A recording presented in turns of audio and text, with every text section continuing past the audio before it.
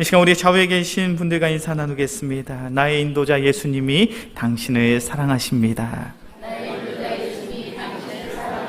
예수님이 당신과 함께 하십니다. 참 행복한 일이죠.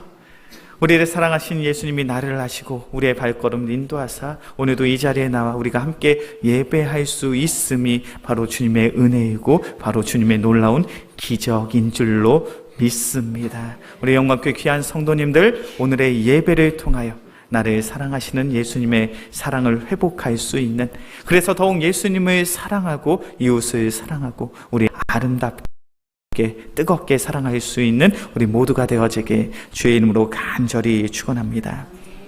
목사님, 저의 마음속에 그런 바람 한 가지가 있습니다. 우리 성도님들에게 2월달과 3월달이 좀 더 특별한 그러한 달이 되었으면 좋겠다라는 바람이 있어요. 이제 교회 절기상 3월 24일이 종료주일입니다. 그리고 종료주일이 시작되면 한 주간은 고난주간이죠. 그리고 3월 31일이 부활주일이 됩니다. 이제 부활주일을 앞두고 3월 달에는 우리 교회에서 이제 코로나로 인하여 우리가 한동안 진행하지 못했던 세례식과 성찬식도 이제 진행을 하고자 합니다. 우리에게 있어서 3월 달에 고난주간이 있다는 것, 부활주일이 있다는 것, 그리고 성찬식과 세례식이 있다는 것은 우리 영광교회 성도들이 무엇을 바라보아야 되는지 그 목표를 분명히 제시하고 있는 거예요. 우리가 2월달과 3월달 무엇을 바라보아야 됩니까? 바로 예수 그리스도의 십자가를 주목하고 십자가를 바라보아야 될 줄로 믿습니다. 그래서 앞으로 2월달과 3월달에는요, 마가복음 14장에서부터 16장까지 우리 예수님의 십자가의 순환과 죽음 그리고 부활하심을 통하여 예수 그리스도의 십자가를 바라보고 그 십자가의 은혜를 회복하는 시간을 가지고자 합니다. 그렇게 2월달과 3월달 우리의 이 설교의 시간, 말씀의 시간이 조금 진중하고 그렇게 조금 무겁고 조금 힘들 수도 있습니다. 그런데 중요한 것이 무엇입니까? 보혜사 성령 하나님께서 도우신다면 우리의 예배 가운데, 우리의 말씀 가운데 주님의 귀한 은혜가 함께할 줄로 믿습니다. 제가 매주마다 부탁드리고 있어요. 우리 성도님, 이 예배 자리에 나오면 가장 먼저 무엇을 하셔야 된다고요? 기도하셔야 돼요. 무엇을 놓고 기도하셔야 됩니까? 보혜사 성령님의 도우심이 있는 예배가 되게 해달라고. 우리가 2월달, 3월달 우리를 도우시는 보혜사 성령 하나님의 도우심을 통해서 말씀을 통하여 그리스도의 십자가를 회복하고 더욱 주목하며 십자가의 능력을 가지고 살아갈 수 있는 우리 모두가 되어지길 주의 이름으로 간절히 축원합니다. 우리가 함께 나누었던 마가복음 14장 12절부터 26절까지의 말씀은요, 우리에게 너무나도 익숙한 사건을 설명하고 있습니다. 우리는 이 사건, 이 모습의 최후의 만찬이라고 이야기하죠. 예수님께서 이제 십자가의 순환과 죽음을 앞두시고 마지막 제자들과 식사를 함께 나누시는 그 장면이 바로 오늘 본문의 말씀이죠. 이제 예수님께서는 이 최후의 만찬, 마지막 식사를 제자들과 함께 하시고 겟세마네 동산에서 기도하시다가 이제 그 기도를 마치신 후에 병사들에게, 많은 무리의 사람들에게 붙잡히셔서 십자가의 순환과 십자가의 죽음을 당하게 됩니다. 어찌 보면 이 최후의 만찬은 예수님의 십자가의 순환과 죽음의 그 시작점, 출발점이라고 이야기할 수 있어요. 그런데 오늘 본문의 말씀을 찬찬히 읽어보시면 이 최후의 만찬, 마지막 이 제자들과의 식사가 어떠한 절기에 이루어진 건지 성경은 분명히 기록하고 있습니다. 우리 마가복음 14장 12절의 말씀이죠. 우리 마가복음 14장 12절의 말씀 함께 봉독합니다. 무교절의 첫날 곧 6월절에 양 잡는 날에 제자들이 예수께 여짜오되 우리가 어디로 가서 선생님께서 6월절 음식을 잡수시게 준비하기를 원하시나이까 하매, 이제 예수님께서 제자들과 그 마지막 식사를 함께 하시고자 합니다. 그런데 이 날이 어떤 날이라고요? 12절의 말씀을 보니까 무교절의 첫날 곧 6월절이더라라고 성경은 기록하고 있습니다. 우리 성도님들은 신앙생활을 하는 성도입니다. 말씀을 듣고 말씀을 읽고 말씀을 배우는 그런 성도들이죠. 그렇게 우리가 신앙생활을 하면서 이 절기 정도는 기억할 필요성이 있어요. 유대인들, 이스라엘 백성들이 반드시 지키는 세 가지의 절기가 있습니다. 첫 번째는 6월절이고 두 번째는 초막절이고, 세 번째는 맥추절, 초실절이, 칠칠절이라고 불리는 맥추절입니다. 이 세 가지의 절기가 있는데 특별히 이 유월절이 어떤 의미를 가지고 있는지는 우리가 분명히 기억할 필요성이 있습니다. 이 유월절은 출애굽기 12장에 등장을 합니다. 출애굽기 12장의 말씀을 보면 이스라엘 백성, 하나님께서는 이 이스라엘 백성을 구원하기 위하여 애굽에 10가지의 재앙을 내리게 되시죠. 그리고 그 마지막 재앙이 무엇입니까? 우리가 잘 아는 것처럼 애굽 땅에서 난 그 초태생, 첫 장자들이 다 죽임을 당하는 그러한 징계, 그러한 재앙을 하나님께서 애굽 땅에 내리게 되십니다. 그때 이스라엘 백성들은 이 재앙을 피해야 되었죠. 이 재앙을 피할 수 있는 유일한 방법이 무엇이었냐면, 문설주에 양의 피를 바르면 이스라엘 백성은 이 재앙을 피할 수가 있었습니다. 하나님의 때가 이렇습니다. 애굽 땅에 10번째 재앙이 이르게 됩니다. 그렇게 애굽 땅에 있는 처음 난 그러한 초태생의 사람들과 동물들, 가축들, 그 모든 것이 다 죽임을 당하게 됩니다. 그런데 중요한 것은 그 참혹한 현장 속에서 하나님의 말씀 따라 문설주에 피를 바른 이스라엘 백성은 그 죽음을 피할 수가 있었죠. 그렇게 유월절의 유래가 이러합니다. 넘어가다라는 뜻을 가지고 있어요. 영어로 보면 패스오버예요. 하나님께서 허락하신 이 심판, 이 재앙이 넘어갔다라는 거예요. 이스라엘 백성은 이 사건으로 말미암아 자유함을 얻게 됩니다. 그리고 이 사건으로 말미암아 하나님의 민족, 하나님의 백성이라는 그 사실을 깨닫게 되고, 이스라엘 백성의 그 역사가 시작된 시작점이 바로 출애굽기 12장에 이 애굽 땅에 내려진 10번째의 재앙이었죠. 그렇게 이스라엘 백성은 이 유월절을 지키기 시작합니다. 왜 이 유월절을 지킵니까? 하나님께서 우리를 구원하셨다라는 거예요. 우리가 애굽의 종으로 살아가고 있었는데, 우리의 삶 속엔 그 어떤 소망도 희망도 없었는데, 하나님께서 전적인 하나님의 은혜로 말미암아 우리가 구원을 받았구나. 우리가 이 사건으로 말미암아 하나님의 자녀요, 하나님의 민족이요, 하나님의 나라가 되었구나. 이제 우리가 그 사실을 잊지 말자. 그래서 이스라엘 백성은 유월절을 지키기 시작합니다. 그리고 그 유월절을 7일간 지키는 날이 바로 무교절이에요. 오늘 본문의 말씀은 바로 그러한 배경 속에서 진행이 되고 있습니다. 이스라엘 백성 3대 절기 중에 유대인들에게서 가장 중요하고 소중한 그 절기인 유월절에, 무교절에 이제 예수님께서는 예루살렘 성에 입성을 하시고 십자가의 순환을, 십자가의 죽음을 예비하고 준비하고 계시더라는 거예요. 하나님의 섭리, 하나님의 관점으로 보면 이러합니다. 하나님께서 이스라엘 백성을 구원하셨던 그 유월절에 이제 하나님께서는 예수 그리스도로 말미암아 전 인류를 구원하실 그 구속의 놀라운 계획을 이제 시작하시려고 하시는 거예요. 이것이 하나님의 섭리이고 하나님의 방법이었습니다. 그런데 중요한 것은 이 유월절, 무교절, 이스라엘 백성을 구원한 이 유월절에, 이 무교절에 당시의 종교 지도자들이 무엇을 하고 있었냐라는 거예요. 우리 말씀을 함께 볼까요? 마가복음 14장 1절과 2절의 말씀입니다. 마가복음 14장 1절과 2절의 말씀 함께 봉독합니다. 이틀이 지나면 유월절과 무교절이라 대제사장들과 서기관들이 예수를 흉계로 잡아 죽일 방도를 구하며 가로되 밀란이 날까 하노니 명절에는 하지 말자 하더라.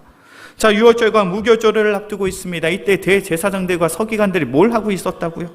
예수를 어떻게 죽여야 될까? 어떠한 시기에 어떠한 때 예수를 죽이는 것이 우리에게 유익이 될까? 그것을 논의하고 있더라는 거예요. 이것이 얼마나 안타까운 장면인지 몰라요. 이스라엘 백성에게, 유대인들에게 있어서 유월절, 무교절은 어떤 날이라고요? 우리가 하나님의 나라요, 하나님의 민족으로 세워진, 하나님께서 우리에게 자유함을 허락해 주신 참으로 복되고 귀한 날입니다.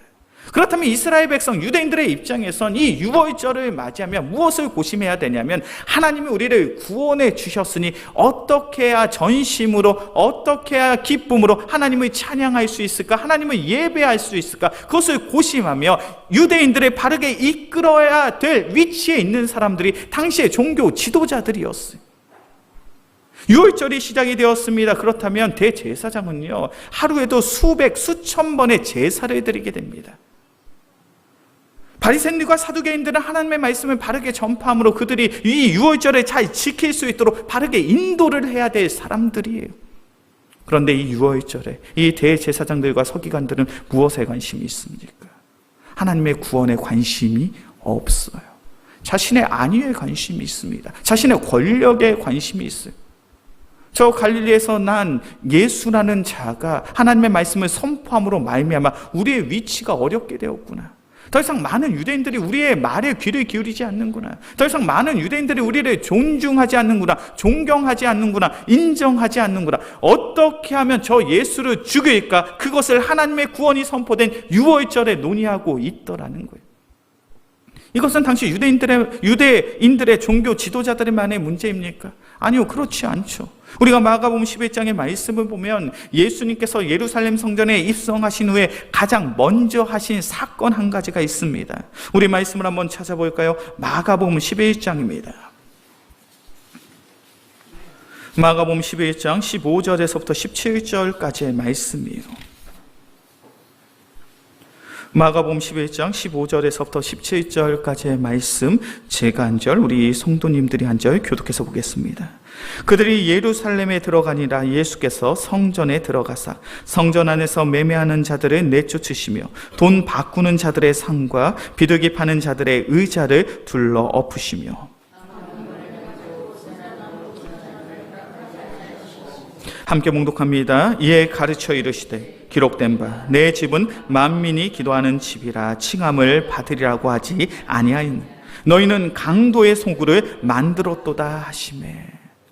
예수님이 예루살렘 성전에 들어가서 가장 먼저 하신 것이 뭡니까? 우리가 잘 아는 것처럼 성전을 청결하게 하신 사건이죠. 예수님께서 성전에 들어가셨습니다. 이 성전은 하나님을 향한 참된 제사가 있어야 되는, 참된 예배가 있어야 되는 그러한 공간이에요.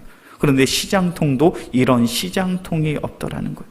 상인들이 하나님께 드릴 그 재물을 판매하고 있습니다. 그리고 많은 유대인들은 그 재물을 사기 위해 줄을 서고 있어요. 얼마나 많은 사람들이 그곳에서 상거래를 하고 있는지 돈을 환전하는 사람도 그곳에 있습니다. 시장통도 이전 시장통이 없는 거예요. 그 모습을 마주하며 예수님이 말씀하십니다. 나의 집은 만민이 기도하는 집인데 어찌 너희가 강도의 소굴로 만들 수 있느냐. 2000년 전에 유대인들의 문제가 어디에 있습니까? 유월절이에요. 하나님이 우리를 구원하셨구나. 하나님이 우리를 하나님의 나라로 민족으로 세워주셨구나. 그것에 감격하고 그것에 감사하며 하나님께 제사들을 드리고 하나님께 예배를 드리는 그 날에 이 유대인들은 하나님께 드려지는 이 제사의 예배에는 관심이 없더라는 거예요. 그곳에 나와 제사를 드리고 있지만, 그곳에 나와 예배를 드리고 있지만 그 제사는, 그 예배는 너무나도 형식적이고 너무나도 습관적이며 너무나도 종교적이더라는 거예요. 2000년 전에 유월절을 맞이하는 종교 지도자들은 하나님의 구원에 관계없이 그 절기를 준비하고 있습니다. 2000년 전에 유월절을 준비하는 많은 유대인들은 형식적이고 습관적이고 종교적인 모습으로 유월절을 맞이하고 있더라는 거예요. 2000년이 지난 우리의 모습은 어떠합니까? 3월달에 고난주간이 있습니다. 부활주일이 있습니다. 그 귀한 구원의 역사가 일어났던 예수 그리스도의 십자가의 순환과 죽음을 마주하며 예수 그리스도의 부활하심을 마주하는 우리의 심령, 우리의 마음은 어떠하냐라는 거예요. 2000년 전에 이 종교 지도자들과는 분명히 다른, 2000년 전에 이 유대인들과는 분명히 다른 예배의 태도를 가지고 귀한 믿음을 가지고 이 자리에 나오셨습니까? 아니면 형식적이고 습관적이고 종교적인 모습으로 매년에 있는 그냥 연례 행사처럼 이 고난주간과 이 부활주일을 준비하시고자 하는 것은 아니냐는 거예요. 이것이 얼마나 안타까운 우리의 모습인지 몰라요. 오늘 본문의 말씀을 보면 예수님은 진심을 다하여 전심으로 이 유월절을 준비하고 계세요. 제자들이 예수님께 묻습니다. 예수님, 이제 오늘이 유월절인데 우리가 유월절에 음식을 나누어야 되는데 어디에서 먹을까요? 그때 예수님이 말씀하십니다. 저곳으로 가면 양동이를 지고 가는 남자가 있을 거야. 그 남자가 가는 집을 따라가면 그곳에서 우리가 함께 식사를 나눌 수 있어. 무엇을 이야기하고 계십니까? 예수님은 제자들과 함께 식사를 나눌 그 장소조차도 하나님의 방법대로 예비하고 하나님의 방식대로 준비하고 계시더라는 거예요. 특별히 예수님은 이 유월절 최후의 식사의 마지막 식사의 자리를 통하여 제자들에게 무엇을 말씀하고 계십니까? 우리 말씀을 한번 볼까요? 마가복음 14장입니다. 마가복음 14장 22절에서부터 24절까지의 말씀이에요. 마가복음 14장 22절에서부터 24절까지의 말씀, 제가 한 절, 우리 성도님들이 한 절, 마지막 절은 합독해서 보겠습니다. 그들이 먹을 때 예수께서 떡을 가지사 축복하시고 떼어 제자들에게 주시며 이르시되 받으라, 이것이 내 몸이니라 하시고,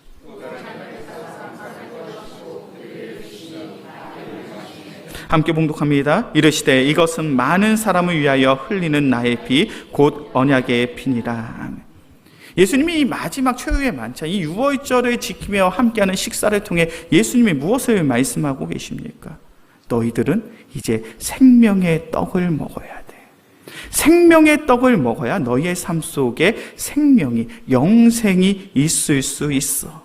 그런데 그 생명의 떡이 무엇인지 알아? 바로 나 예수 그리스도야. 이것을 말씀하고 계셔.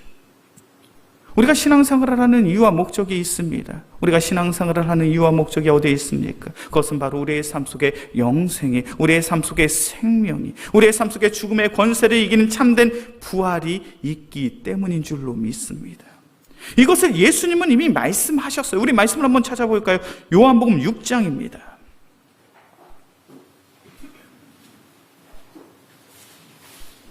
요한복음 6장 32절에서부터 35절까지의 말씀이에요.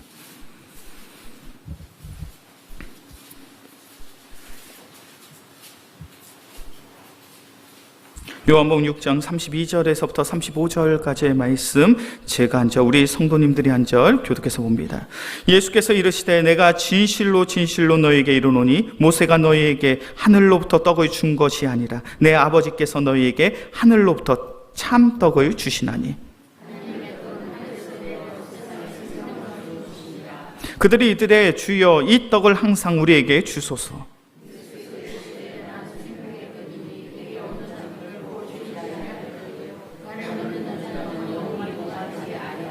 아멘. 예수님께서 많은 무리의 사람들에게, 제자들에게 말씀하고 계신 것이 무엇입니까? 너희는 모세의 기적, 하늘에서 떨어진 그 만나의 기적을 가지고 놀라지 말라라는 거예요. 그것이 중요한 것이 아니라는 거예요. 하나님께서는 우리에게 하늘에서부터 내려오는 참 떡을 우리에게 허락하시는데, 그 떡이 무엇이냐면 바로 우리에게 생명을 허락해 주는 떡이라는 거예요. 이 생명의 떡으로 말미암아 우리는 결단코 줄이지 아니하고 영원히 목마르지 아니한 그런 영생의 삶을 누리게 될 거라는 거예요. 그런데 여기서 중요한 거, 그 생명의 떡이 누구입니까? 요한복음 6장 35절의 말씀이죠.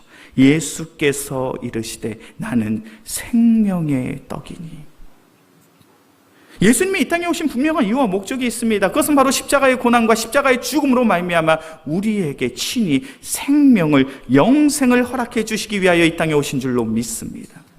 예수님이 말씀하신 그대로 나는 생명의 떡이니 너희가 나의 십자가의 죽음으로 말미암아 이 죽음을 기억할 때마다, 이 몸을 먹을 때마다 너희의 삶 속엔 참된 생명이, 너희의 삶 속엔 영원한 생명이 함께하게 될 것이다. 그것을 말씀하고 계시는 거예요.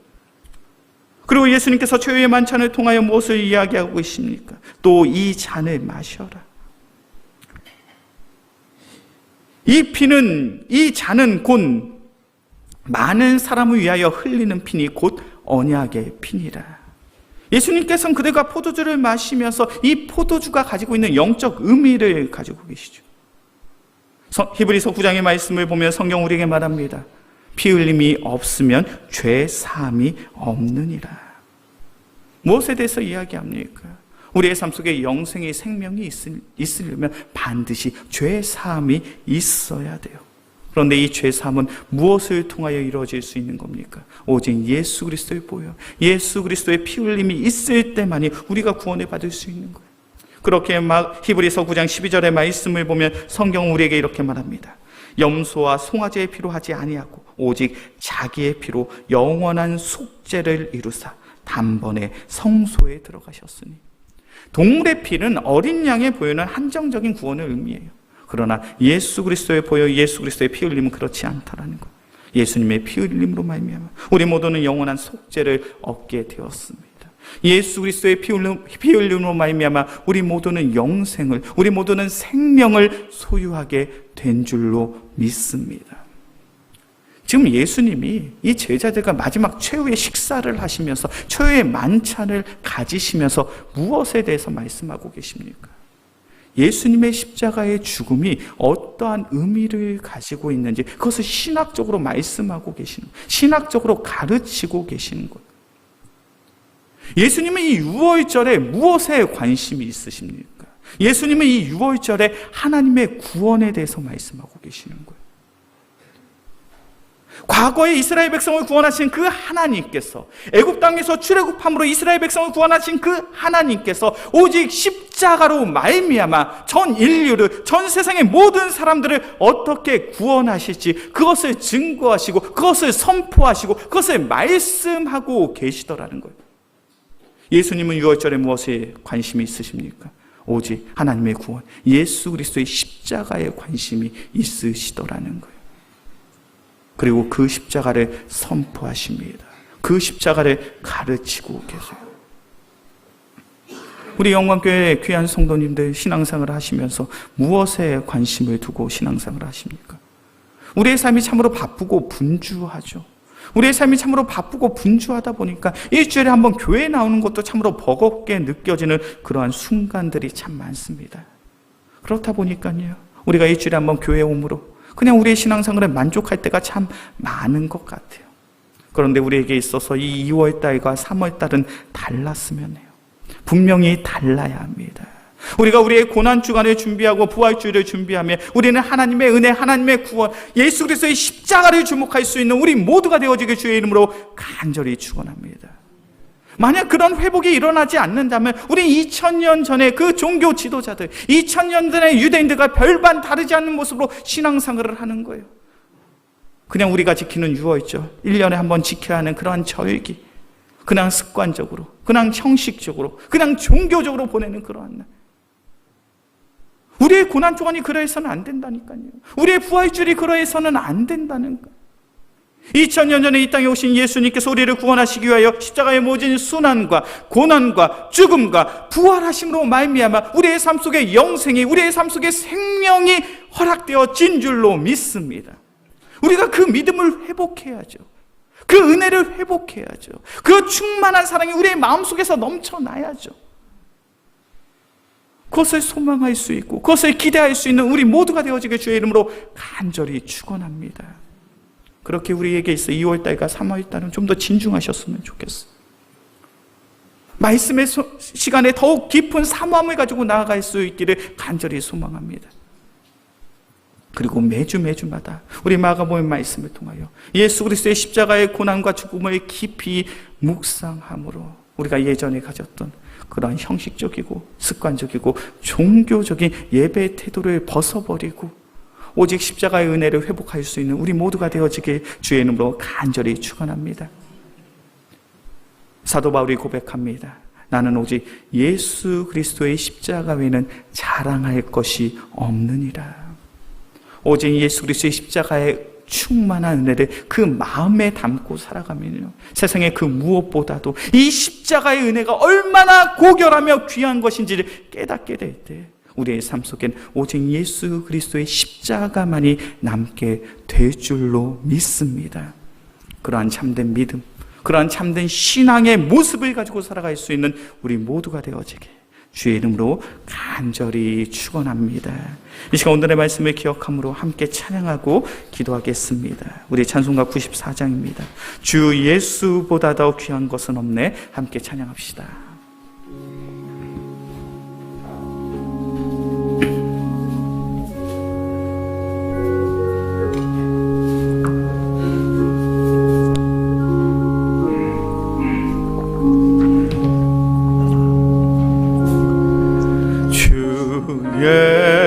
예수보다 더 귀한 것은 없네. 이 세상 부귀와 바꿀 수 없네. 영축을 내 대신 돌아 다시 그 놀라운 사랑 잊지 못해. 세상 즐거움 다 버리고 세상 자랑 다 버렸네. 주 예수보다 더 귀한 것은 없네. 예수밖에는 없네. 주 예수보다 더 2절입니다. 주 예수보다 더 귀한 것은 이 세상 명예와 바꿀 수 없네. 세상 명예와 바꿀 수 없네. 이전에 즐기던 세상에도 주 사랑하는 마음 빼지 못해. 세상 즐거움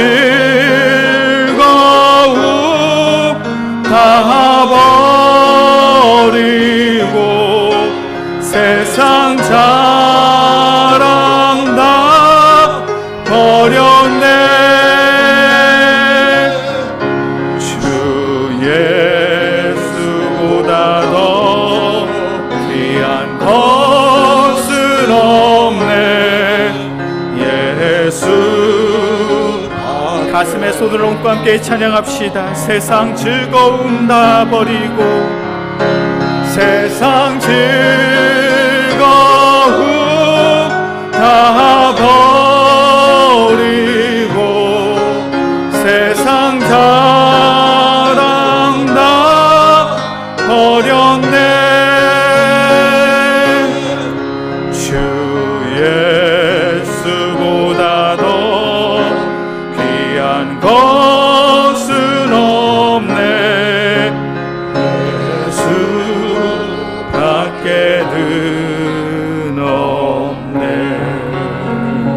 이 시간 오늘의 말씀을 기억하며 함께 기도하겠습니다. 사랑의 주님, 우리의 삶이 너무나도 바쁘고 분주합니다. 그렇다고 해서 우리의 고난주간이, 우리의 부활주일이 종교적이고 형식적이고 습관적인 영례 행사가 되어서는 안 되는 줄로 믿습니다. 사랑의 주님, 우리에게 더욱 귀한, 더욱 굳건한, 더욱 흔들리지 아니하는 견고한 믿음을 허락하여 주시옵소서.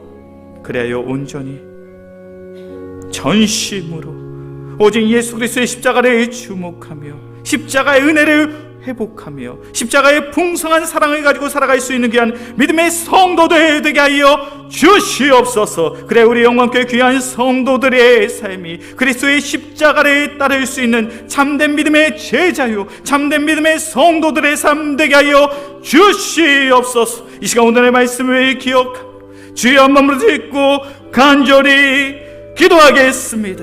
주여, 사랑이 많으신 주님, 우리 영광교회 귀한 성도들이 오직 예수 그리스도의 십자가의 은혜로 말미암아 구원을 받은 줄로 믿습니다. 그런데 우리의 모습은 어떠합니까? 우리가 어떠한 믿음과 어떠한 신앙을 가지고 살아가고 있습니까? 사랑의 주님, 우리가 고난중한 부활주의를 앞두고 형식적이고 습관적이며 종교적인 모습을 가지고 우리가 고난주간과 부활주의를 준비하고 있지는 않습니까? 사랑이 많으신 주님, 우리에게 더욱 굳건한, 더욱 귀한, 더욱 흔들리지 아니하는 믿음을 허락하여 주시옵소서. 오직 우리가 고난주간과 부활주의를 준비하며 예수 그리스도의 십자가를 더욱 주목하고 십자가의 은혜를 회복하며 그리스도의 충만한 사랑을 가지고 살아갈 수 있는 귀한 믿음의 성도들 되게 하여 주시옵소서. 그래 우리 영광교회 귀한 성도들의 삶이 예수 그리스도의 십자가를 따르는 삶이요, 우리가 참된 믿음의 제자로서 살아가게 하여 주시옵소서. 그래 우리 영광교회 성도들의 삶이 오직 주님의 기쁨이요 주님의 영광 되게 하여 주시옵소서. 주님, 사랑의 주님, 우리의 삶이 너무나도 바쁘고 분주합니다. 그러다 보니 우리의 고난중간 우리의 부활 주일이 때론 형식적이고 때론 습관적이며 때론 종교적인 순간들이 있었음을 고백합니다. 사랑의 주님, 2024년도에 우리의 고난주간과 우리의 부활 주일을 주님 앞에 맡깁니다. 주님께서 우리에게 더 굳건한 믿음, 견고한 신앙을 허락하여 주시옵소서.